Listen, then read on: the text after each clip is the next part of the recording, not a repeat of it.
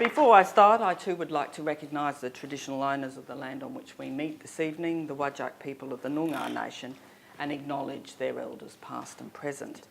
It is a great honour for me to have been invited to present the 2015 C.Y. OConnor Lecture, not only because I'm relatively new to my role as Vice-Chancellor here at Curtin University, but because of the personal link that I'm sure C.Y. OConnor had with my great-grandfather, Marmaduke Terry, who was married to Philomena Bussell, daughter of Alfred and Ellen. Marmaduke was a surveyor and who I understand, amongst other roles, spent a considerable amount of time exploring, surveying and classifying the areas of land around the eastern goldfields and advising on water availability, an issue which, of course, was a major focus for C.Y. OConnor.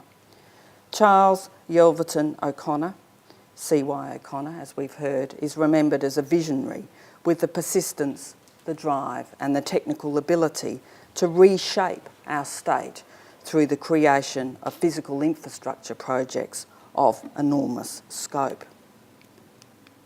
He became the inaugural Engineer-in-Chief of the Public Works Department of Western Australia in 1891. He was responsible, as we've heard, for the construction of Fremantle Harbour, the upgrade and expansion of the state's railway network, and most famously for the Goldfields water supply scheme, or the Goldfields Pipeline. This annual lecture, held by the National Trust, celebrates his legacy, but how big is his legacy? The construction of Fremantle Harbour was probably his greatest personal and technical achievement. Considered opinion at the time was that the harbour should be built further south, as the entrance to the Swan River was blocked by a rocky bar, making the mouth of the river virtually impassable.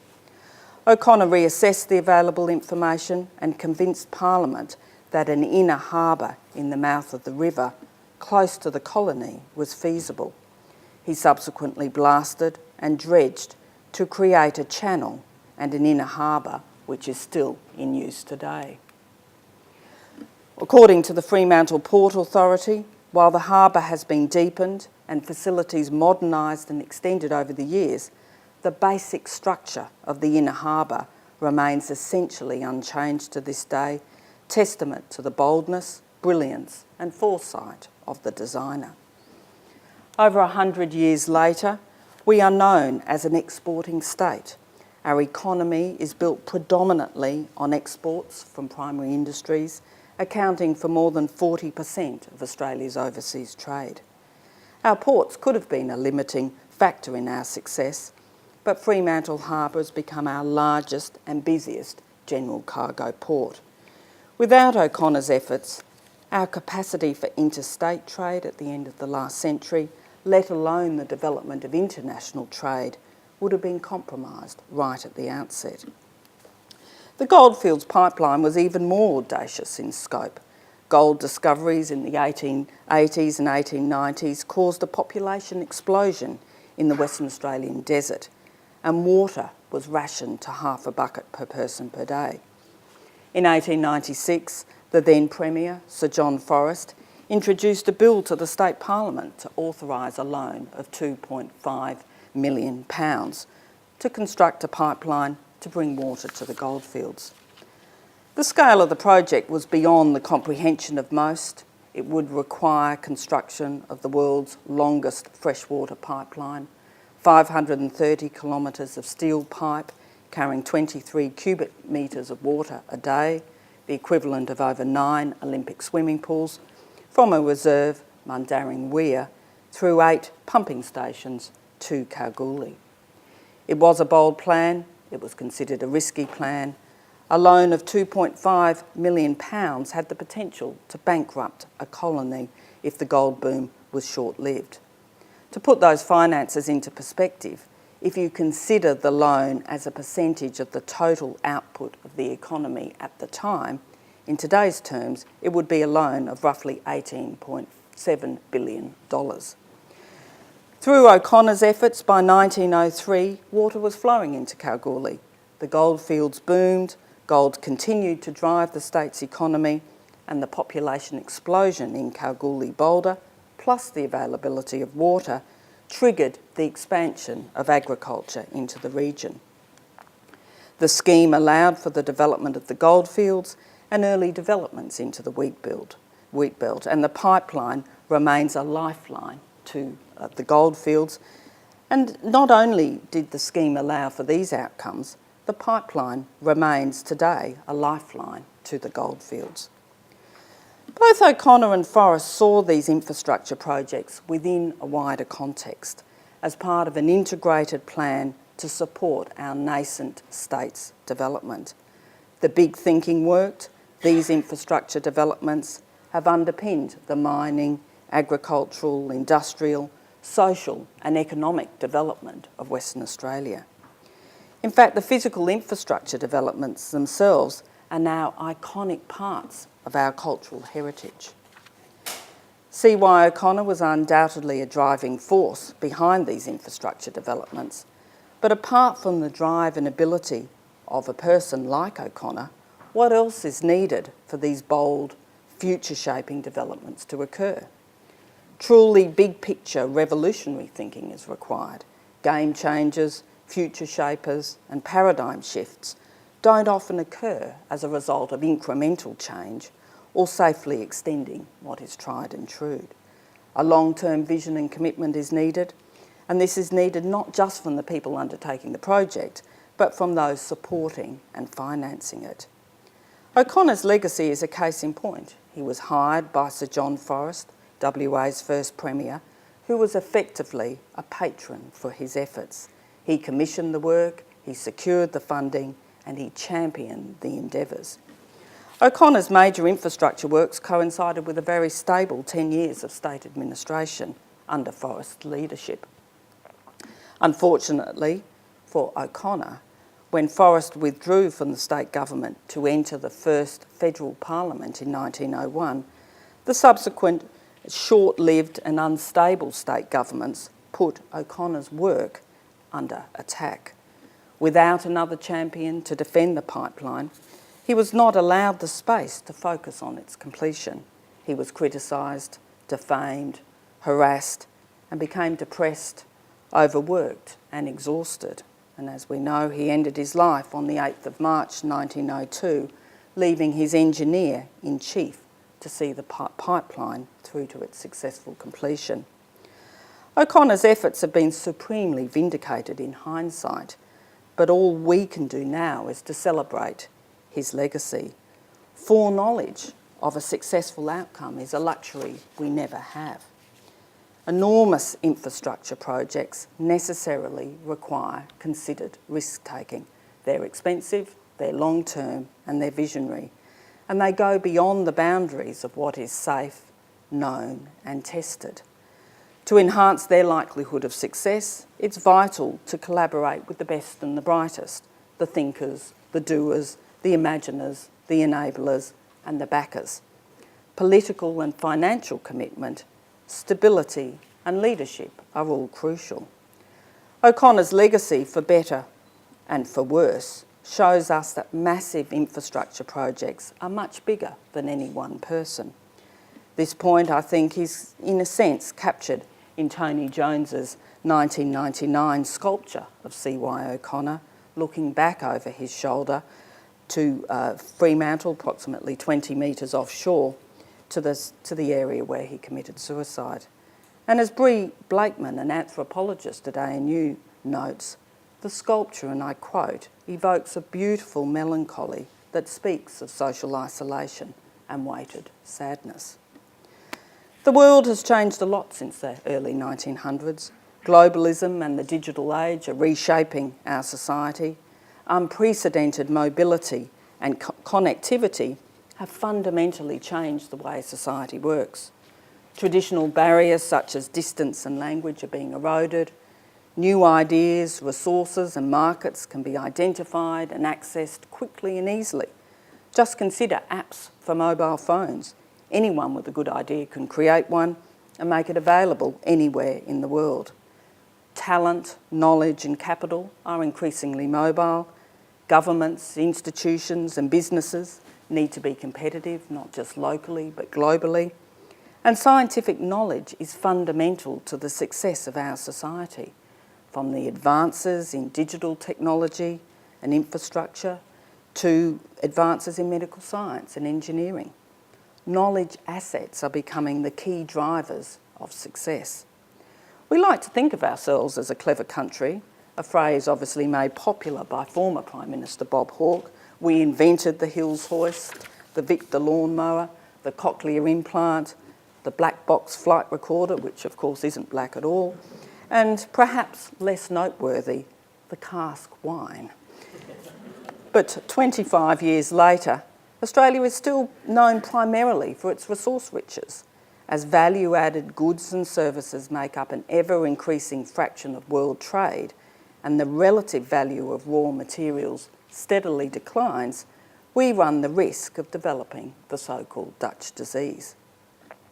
This phrase was coined to describe the apparent relationship between the increase in exploitation of natural resources and a decline in the manufacturing sector, exemplified by such a decline that occurred in the Netherlands in the 1960s after the discovery of a major natural gas field. And there's many debates on the Dutch disease, but these data across multiple countries essentially show that the greater natural resource exports are as a share of GDP, the less the growth of manufacturing exports between the period 1970 and 1990. So quite good international data essentially demonstrating the Dutch disease. So we risk backing ourselves into an economic and technological corner in this global and digital age if we continue to rely solely on the primary resource exports that have so stunningly delivered over the past century, will no doubt be a foundation of our economic success into the future, but we will also have to make the transition to the knowledge-based economy. So what do the massive infrastructure projects of the new knowledge economy look like? What is akin to the Goldfields Pipeline and Fremantle Harbour in the 21st century? And what implications do they have for the future of our state and our nation? They are bold, they are cross-disciplinary, and they're based on cutting-edge technologies and concepts. The Square Kilometre Array, or SKA, is one of the global mega science infrastructure projects of the 21st century, and it's happening here in Western Australia. Requiring the ultimate in persistence of vision, it began as a concept in 1991 and won't actually enter its formal construction phase for some years yet. The SKA is a next-generation radio telescope, a massive network of linked antennas with a total signal collecting area of 1 square kilometre. But in many ways, it's much bigger than that. Thousands of antennas will be deployed across Africa and Australia, connected by super high-speed optical fibre, and the data generated will be fed into what will be the biggest supercomputer in the world. This billion-dollar infrastructure project will be the largest and most international scientific facility that Australia has ever contemplated hosting. The international collaboration required provides both challenges and opportunities that OConnor never had to consider. The SKA organisation currently has 11 member countries, and others may join in the years ahead. But just like the idea of constructing a 530-kilometre water pipeline into the desert over 100 years ago, it's hard to grasp just how big a step forward the SKA technology is and how it will change our scientific, social and economic landscape. So even though the SKA has not entered its formal construction phase, the ramifications of this project are already being felt. The future is now. 3 precursor projects, massive and ambitious radio telescopes in their own right, were initiated to develop, test and advance various aspects of the science and technology required to make SKA a reality. They include South Africa's Meerkat, which is currently in construction, the Australian Square Kilometre Array Pathfinder, ASCAP. It's been built already and it's currently being commissioned by CSIRO at the Murchison Radio Astronomy Observatory here in WA. And the third precursor, the Murchison Wide Field Array, or MWA, is already operational at the Murchison Radio Astronomy Observatory, and this project is being proudly led by Curtin University. Its successful launch and operation signalled to the world that radio astronomy research in Australia is world leading. Just like CY O'Connor, we are delivering. Research results from the MWA are already being published in the top scientific journals around the world. The facility will give us, the world, a dramatically improved view of the solar system, explore the period when the first stars and galaxies formed the early universe, search the southern hemisphere sky for old supernova, and study our near space weather. Data collected over 5 years of observations are expected to require 15 petabytes, 15 million gigabytes of storage and archive space. Which brings us to another key stepping stone on the path towards hosting the SKA, demonstrating our ability with the computing infrastructure required to handle the data sets that this radio telescope will produce. In 2009, WA already had a supercomputing hub, IVEC, a joint venture between CSIRO, Curtin, UWA, Murdoch and Edith Cowan. And as part of the bid to host the SKA, the federal government allocated $80 million to IVEC to establish a peta-scale supercomputing facility.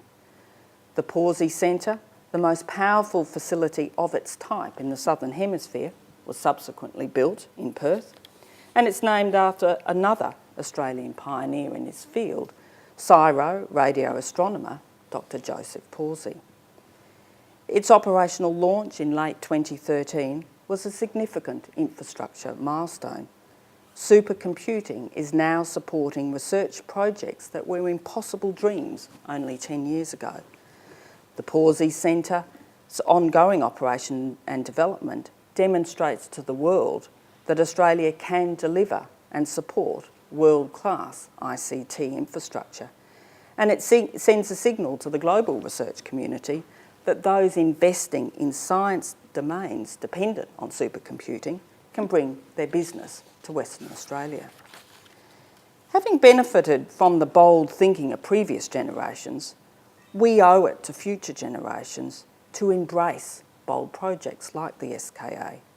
So what will be the impact of this massive project? Just building it will be a mammoth task involving hundreds of millions of dollars of construction, direct employment, industry involvement, and intellectual development. But despite its massive nature, its construction won't inject money into the Australian economy in the way the mining boom has for our state and from our state. The scientific knowledge created by studying the birth and evolution of first ever galaxies, stars and planets 13 million years ago, or testing Einstein's theory of general relativity and extending our understanding of high energy physics, however interesting and important these topics are, they won't measurably impact the life of the man on the street. So why invest in a knowledge infrastructure project? Scientific outcomes are themselves a very good reason, but they occur over long timescales. The precursor telescopes have already pushed the boundaries of conventional radio astronomy. Advances in high-performance computing, signal processing, wireless and high-speed communications are also occurring. Engineering solutions for low-cost, high-performance antennas and related hardware have already been explored. And the computing challenges produced by the very high data rates and volumes and large-scale data archives are being addressed. So this sort of technology is important for the SKA itself, but it also transfers directly to a wide range of down-to-earth applications like personal computing, telecommunications, wireless technologies. The development of Wi-Fi is a classic case. We all rely on it. The key patents enabling the technology were actually developed by an Australian radio astronomer, John O'Sullivan, working for CSIRO during the last major phase of radio astronomy research. The bottom line is that the spin-offs from major scientific endeavours to other areas of science and industry can completely transform technologies and economies. The novel and cutting-edge technologies developed for the MWA and eventually the SKA will have applications far beyond radio astronomy. The infrastructure, particularly around supercomputing, is already supporting a whole range of research.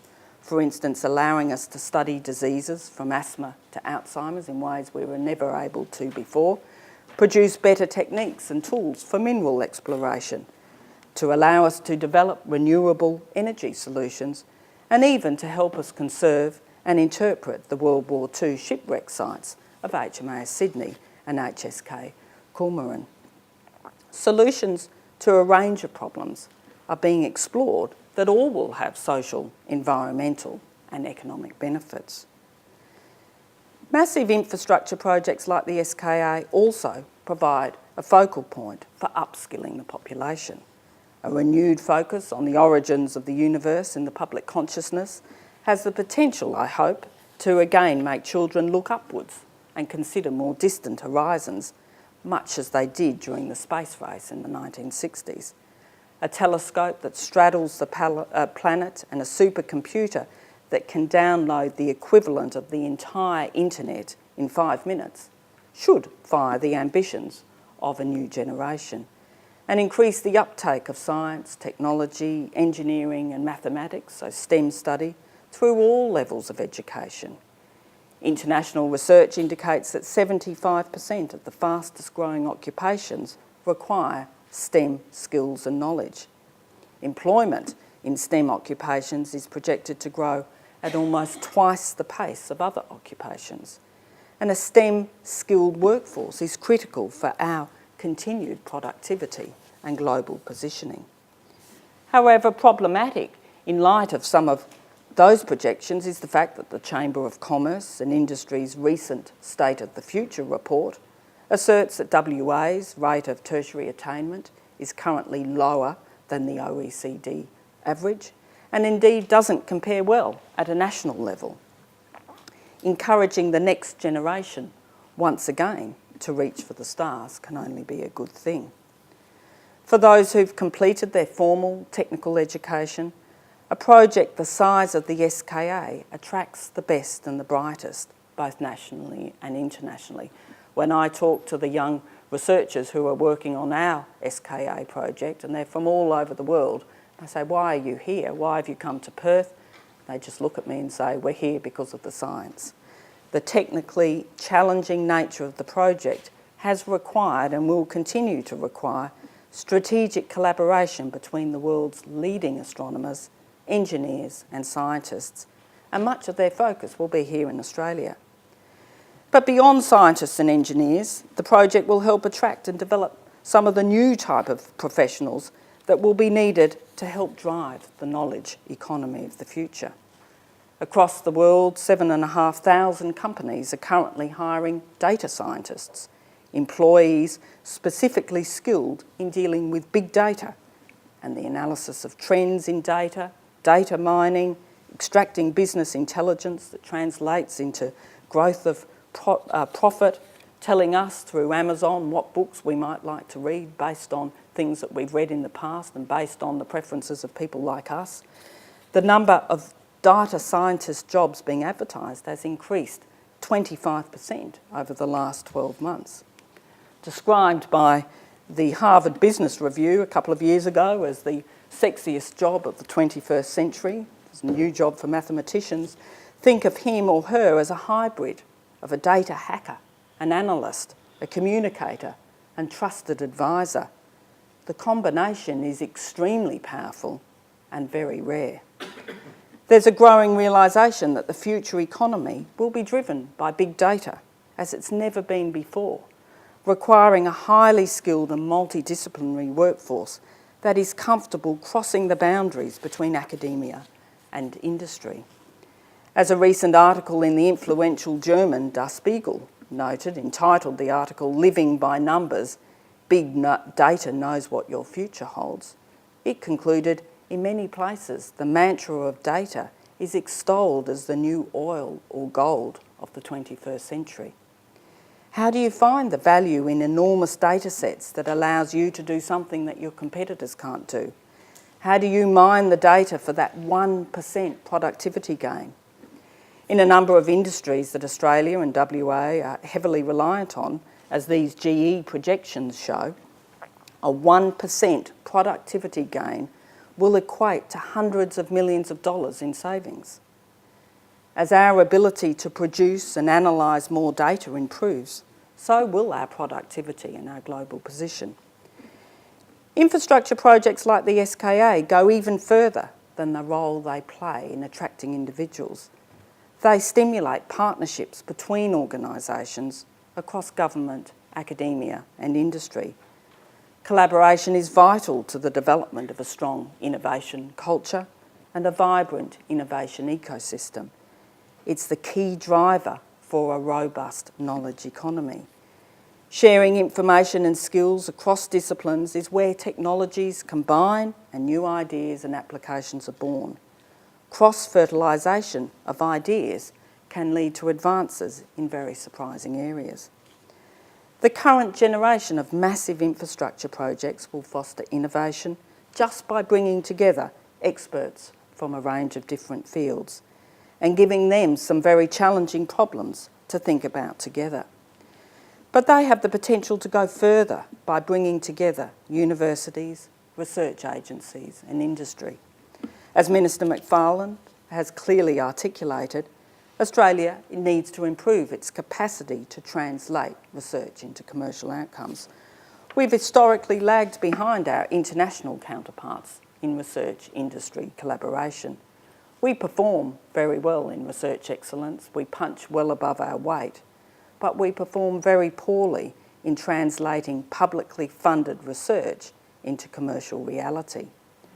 To quote some of the very sobering statistics outlined in the discussion paper released from Minister McFarlane's office late last year, we rank 29th and 30th out of 30 OECD countries on the proportion of large businesses and small to medium enterprises collaborating with public research institutions, way down there at the bottom. The proportion of Australian researchers working in business is significantly lower in Australia than in other countries. And probably the most staggering observation of the report is that the majority of patents filed in Australia in 2012 were filed by non-residents. The current environment is ripe to address these failings. Internationally, we know that innovation flourishes in locations where industry and academia come together. For instance, building on its proximity to the University of Cambridge, the Cambridge Science Park has attracted 1,400 firms, they employ over 53,000 people, and the turnover is £13 billion a year. And more recently, the UK Catapult program has been established as a network of focused and elite technology and innovation centres that are designed to facilitate the rapid transformation of research findings into commercial outcomes. Already showing evidence of success, they provide what the original proposer, Dr. Herman Hauser, referred to as translational infrastructure to bridge the gap between research and commercial outcomes. We have the opportunity to make Perth the next recognised international hub for big data and innovation. We are building translational infrastructure here, and it will be built around the biggest data application currently in existence, the SKA and the Pawsey Centre. An initiative that may grow to meet this challenge is the Exascale Data and Alliance, the EDA. It's an industry-led initiative to bring together academia, industry and government agencies in a Perth-based hub here at Curtin University, motivated by the academic and commercial challenges of big data.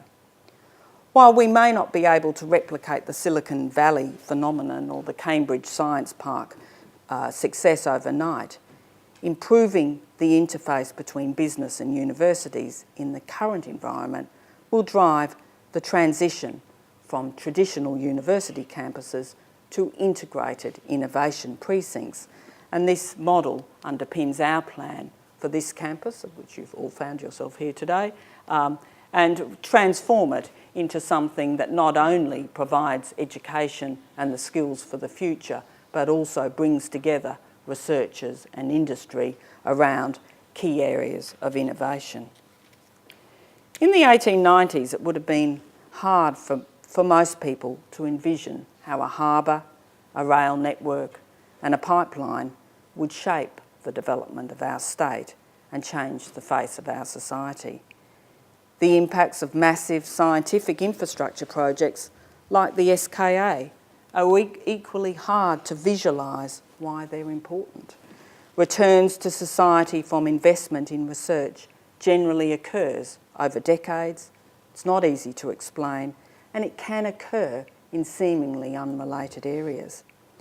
But the SKA will drive technological developments worldwide, and investment in the SKA project and in the stepping stones towards it is an investment in our future. The skills, capabilities and institutions necessary to make it a success are increasingly the same skills, capabilities and institutions necessary to ensure that we remain competitive as a nation and at the forefront of a global knowledge economy. Our ability to self-source and leverage this research capacity will directly impact on our culture of innovation, our productivity, our security, our living standards, our education and employment opportunities, and our social and environmental performance. So I'd argue that the opportunity is here now for Australia to create a global, high-technology niche and benefit from everything that flows from it. To do so will require not only the vision and courage of individuals like CY OConnor, but the leadership and willingness to support the champion the big ideas of the future. The question is, are we visionary enough and bold enough to do this? The SKA project has had strong bipartisan support over many years from both state and national governments. That demonstrates that we can do it. But the challenge is to ensure that we keep our focus not only on the short term and the medium term, but on the long term, and ensuring that we leverage off major infrastructure projects of the future and the present, they're happening now, to ensure that we position and the state appropriately for future growth and reputation.